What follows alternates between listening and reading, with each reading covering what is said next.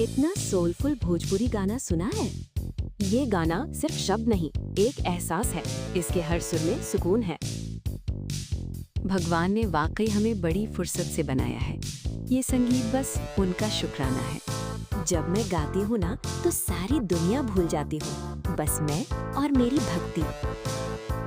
हमरे खातिर तोहरा के दुनिया में भेजवले बाड़े। हमरे खातिर तोहरा के दुनिया में भेजवले बाड़े है।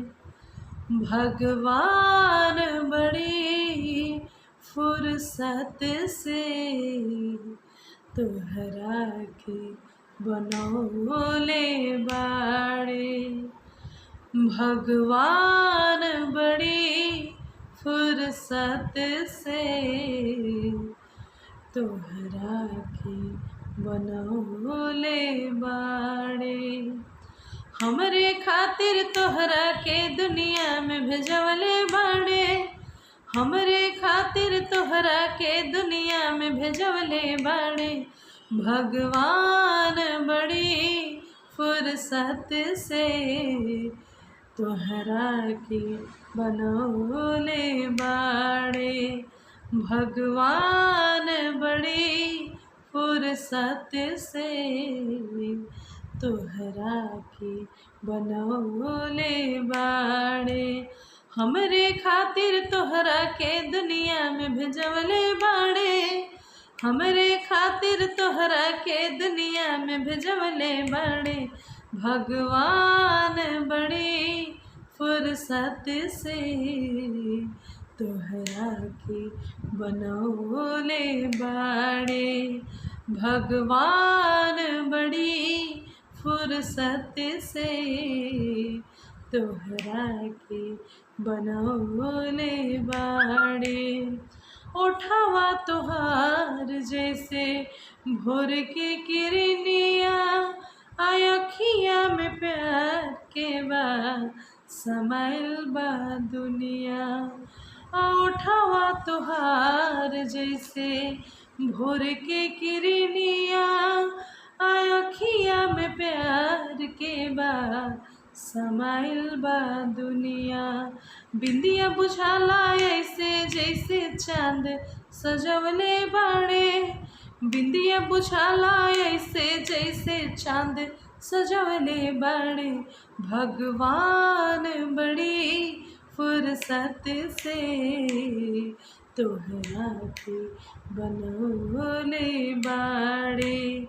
भगवान बड़ी फुर्सत से तोहरा के बनौले बाड़े। केहू के ईमान नहीं रही ओकरा बस में, सोरहो सिंगार सजल सोरहे बरस में। हो केहू के ईमान रही नहीं ओकरा बस में, असोरहो सिंगार सजल सोरहे बरस में। हुस्न के जादू अदा के मंत्र तोह पे चलवले बाड़े। हुस्न के जादू अदा के मंत्र तोह पे चलवले बाड़े। भगवान बड़ी फुर्सत से तोहरा के बनौले बाड़े।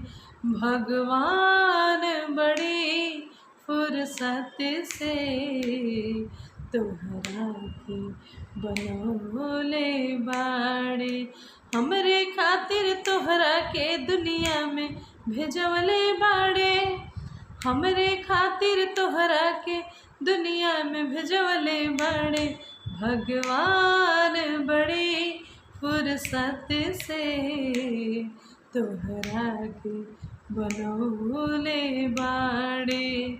भगवान बड़ी फुर्सत से तोहरा के बनौले बाड़े।